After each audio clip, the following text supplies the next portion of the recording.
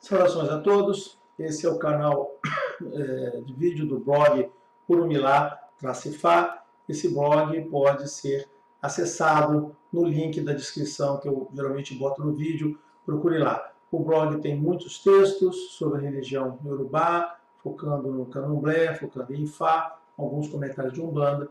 Não deixe de visitar o blog e, se possível, faça seguir ele, porque você fica sendo informado das atualizações, assim como também nesse canal. Se você passar a se inscrever e bater aquele sininho, você acaba também respondendo automaticamente às atualizações. Esse é o grande benefício desses sinaizinhos, né? Bom, esse vídeo aqui eu estou fazendo para complementar o vídeo anterior sobre respostas às questões religiosas, né? Eu fiz um vídeo bem longo, né?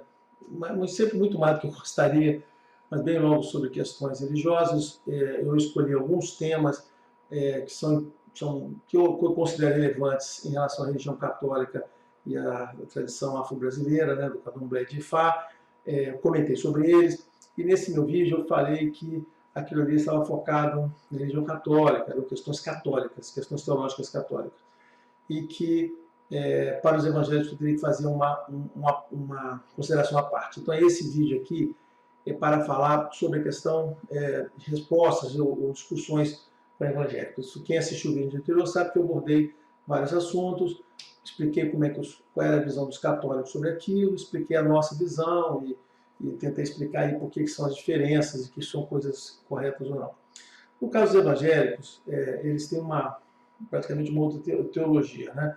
Tem muita gente que erroneamente considera que católicos, evangélicos, né, e protestantes são a mesma coisa, é só uma questão de pequenas diferenças, eles não gostam de imagens, símbolos, santos, e isso não é verdade, né? Isso não é verdade. Católicos e evangélicos têm um fosso bem grande entre eles em relação ao entendimento da religião que eles têm, assim como também tem os muçulmanos, né? São 3 religiões abraâmicas, né, que vieram de Abraão, os católicos, os protestantes, perdão, as religiões são os católicos, os judeus e os muçulmanos.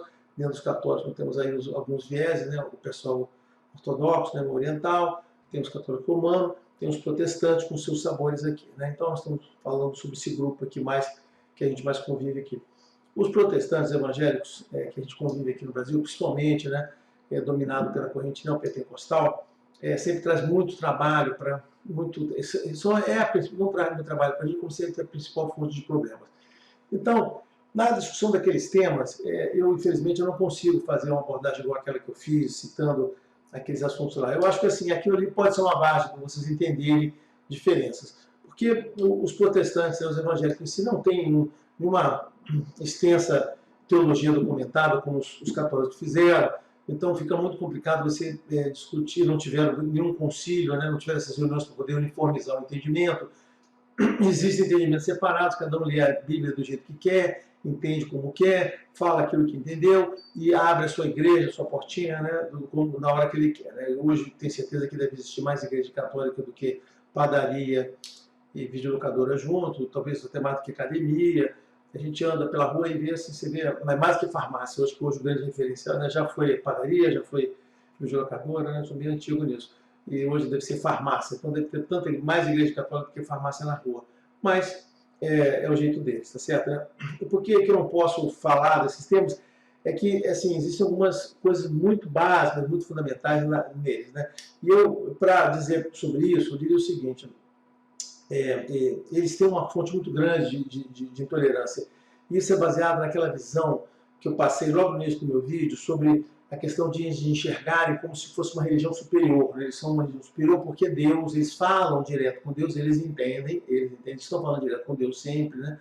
E que Deus veio ao mundo e viveu junto deles, passando as informações. Então eles entendem que eles seguem a religião de Deus, o Deus verdadeiro, o Deus que acabou com todos os outros e tal, que outros eram pagãos. Aí eles usam nisso os exemplos.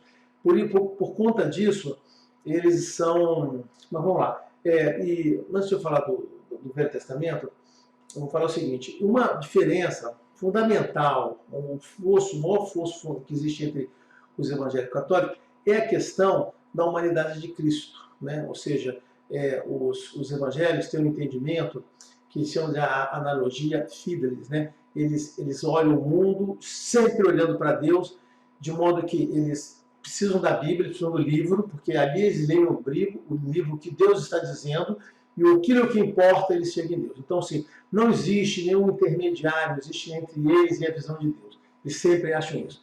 E eles entendem, como os católicos também entenderam, que Deus veio ao mundo, que Jesus não era filho, ou não era o ministro dele, que Jesus, na verdade, era o próprio Deus aqui.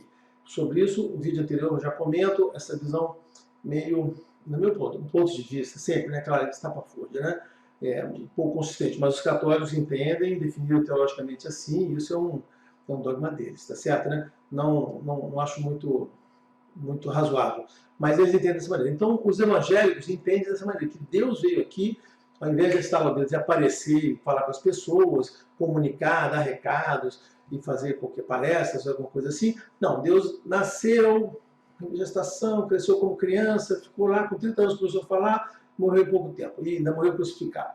Então, eles acham que era Deus que estava aqui. Como eles acham isso, tudo se cerca nisso, né? Então, está falando da analogia fidelis. Então, assim, o mundo é entendido apenas pelas palavras de Deus, pelo modo de entender de Deus. Eles não entendem o que os católicos, a forma que católicos vê o mundo, que os católicos têm a analogia entes, né? Ou seja, eles entendem que o mundo é reflexo de Deus e as coisas que a gente vê que são criações e a gente pode se fixar nelas para isso. Então, para poder entender Deus, né? Tá certo? A gente entende Deus pelo mundo, pelas ações dele no mundo. Eles entendem, os católicos, então, essa é uma, não quero me confundir, mas essa é uma diferença grande. Eles têm a analogia fidelis, né, a outra analogia entes, né? E dessa forma, eles não reconhecem, como eu falei anteriormente, eles não reconhecem a humanidade. Então, quando eles olham Jesus, eles olham apenas Deus lá dentro, nele.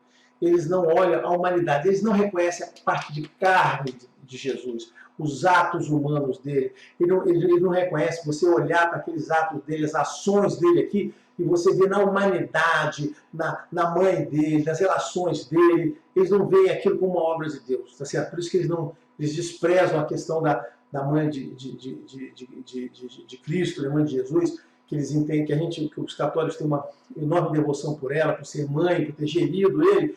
Para eles não é nada. Por quê? Porque aquilo não importa. O que importa é que Deus, Jesus, Deus. Tá certo? Então, toda essa humanidade de Jesus, humanidade de Cristo, e tudo que a cerca, eles desprezam isso e não reconhecem. Esta é a visão deles. Tá certo? Então, por isso, quando eles olham para a gente, né, a gente tem na figura dos orixás, das nossas divindades, exatamente o mesmo modelo, eu digo exatamente porque é isso mesmo, o mesmo modelo católico, tá certo, né? Ou seja, os orixás têm histórias que eles se manifestam no mundo, falam com as pessoas, tomam atos, ações, existem histórias de pessoas humanas que são divinizadas e se transformam em orixá, tá certo, né? Existe uma questão envolvendo o Xangô, de um Xangô original e dos Xangôs divinizados.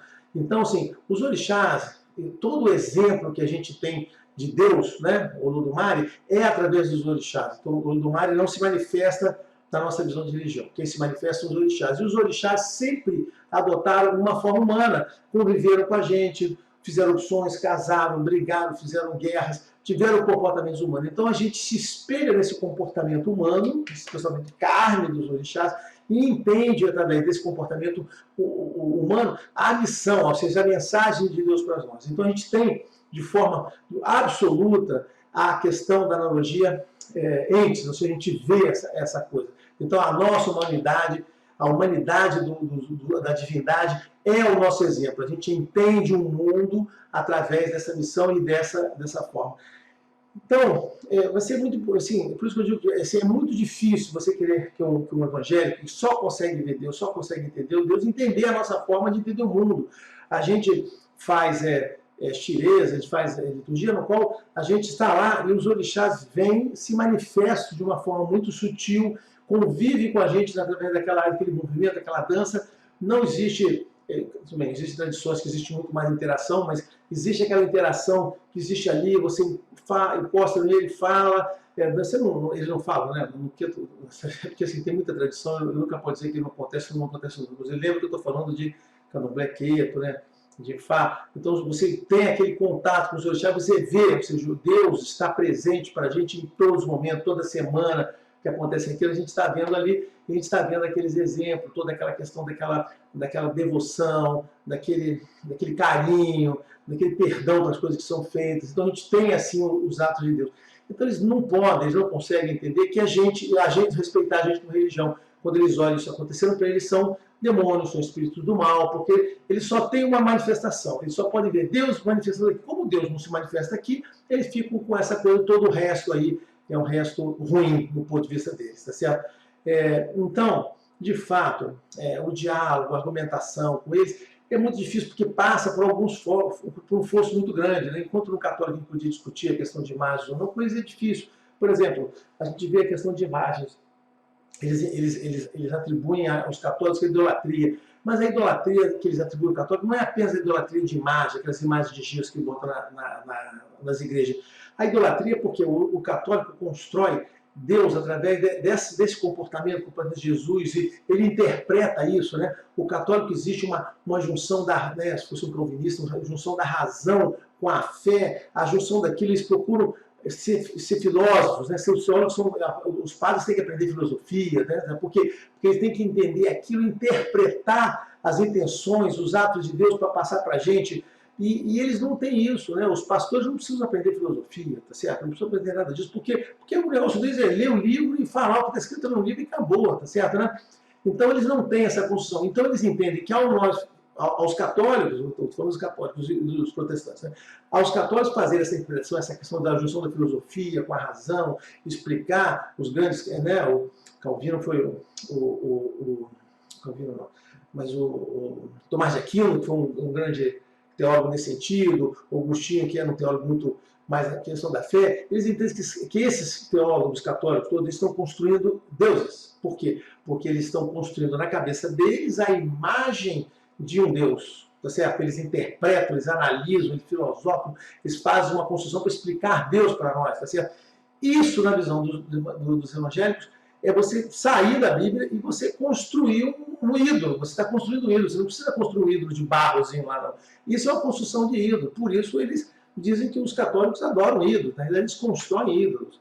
Então essa visão deles não interessa. A nossa visão, também a gente olha os atos dos orixás, os comportamentos, isso é uma coisa muito importante, né? A gente vê os versos contam uma história, essa história conta comportamentos, conta como é que foi orientado, como é que as pessoas fizeram, como foi a reação. Aí o Babalaô, ele usa esses versos, essas metáforas, como tem na Bíblia, essas metáforas para poder passar para a pessoa a mensagem do que o Ifá está dizendo, olha, a mensagem é essa, o comportamento é esse. Então, para eles, esse tipo de trabalho, por exemplo, o trabalho que eu faço com o Babalaô, é um trabalho de construção de um ídolo. Eu estou criando um ídolo na minha cabeça. E eles entendem, aí volta naquelas questões teológicas básicas, ele entende que como nós, toda a humanidade, é filho do pecado original, né, o pecado original da Adão e Eva, então a nossa razão é completamente deturpada, porque ela é gerada ela foi deturpada, foi distorcida pelo pecado original. Então, tudo aquilo que a gente pensa, tudo aquilo que a gente cria, não tem valor, tá certo? Aí fica muito difícil, né? Fica muito difícil você dialogar com pessoas que pensam isso, que todo o seu pensamento teológico, a sua visão de Deus cria uma idolatria, que você não pode pensar porque você está fazendo, o seu pensamento é deturpado. Como é que você vai dialogar com uma pessoa o que ele tem que fazer é pegar lá aquele livro, ler, está escrito aqui, então é isso que tem que ser. Cara, não é o que a gente, né? Nós não temos livro, né? No máximo que a gente tem são mitos, histórias, tradição oral. Eu tenho os versos de Fá que eu uso como base para poder falar com as pessoas, para poder dar as orientações desse modelo, quais são as mensagens que Deus traria para ela naquele momento, né? O oráculo é uma coisa. A gente tem um oráculo, né, que a gente está trazendo naquele momento para a pessoa, qual é a mensagem. Quando a pessoa pede ajuda para a gente dá lá qual é a mensagem que Deus está trazendo para aquela pessoa, que orientação que ele está dando dentro daquela aliança que ele tem com a gente do nosso sucesso. Então, como é que você vai jogar com uma pessoa que acha que tudo aquilo ali vai contra, né? Vai de encontro ao que eles pensam, tá certo, né? Então, é muito difícil. Eu digo para vocês, é muito difícil ter diálogo teológico, porque o mundo deles é baseado num livro do que está escrito ali. Enquanto que o nosso mundo, muito parecido com os católicos, né? é baseado no coração, né? Ou seja, o orixá é uma coisa que você sente, que está no seu coração, na sua interpretação. E os católicos, né, tem muito, o teólogo católico diz o seguinte, né, eu gosto muito do padre Paulo Ricardo, ele diz assim, né, para você ser católico, você primeiro tem que trazer o Jesus, trazer Jesus para o coração, Deus para o coração, sentir ele, aí depois que você sentir ele, você procura um livro para poder entender aquilo. Você não deve começar pelo livro. E eles não, né, eles começam pelo livro e vão dizer o que está ali dentro. Né? Todos os evangélicos, eles se focam absurdamente na questão do Velho Testamento. Para eles, a imagem é aquela. Deus se manifestava no Velho Testamento daquela maneira, de uma maneira bruta, incisiva, arrogante, justicialista, né? Punindo tudo. Então é aquela visão que eles gostam de Deus. A visão do Novo Testamento, eles até aceitam, mas uma visão ali, meio água com açúcar, né? Tá certo, né? Que vai para lá, eles não dão tanto valor assim, tá certo? Porque eles acham o seguinte, não, o que importa é Deus, Deus está lá, Deus veio e pronto, Jesus foi só uma forma de Deus se manifestar. Então, assim, eu digo para vocês assim, de fato, se depender da gente, de outras religiões, né, e das tradições afro-brasileiras, do candomblé de Fá, da gente se entender com os evangélicos, vai ser um caminho muito difícil. É difícil até de explicar. Como eu falei aqui ao longo desse vídeo, esse vídeo vai exemplos, se a gente, com um diálogo honesto, um diálogo sincero, com católicos, você consegue até mostrar que a gente tem absurdamente pontos de interseção com ele, pontos de similaridade, no que pese a gente tem uma visão diferente, né, da constituição do metafísica, né, do mundo, de como a gente vê a religião. Algumas visões que nós temos hoje, os católicos poderiam até recuperar se mudassem lá os entendimentos que foram feitos em concílios passados. Eu estou sendo meio arrogante com isso, mas acho que eles poderiam estar muito mais próximos, mas o católico tem uma visão muito mais próxima. Mas os evangélicos, realmente, eu não tenho muita esperança não. Tá certo? Então, ficamos assim. Até o próximo vídeo.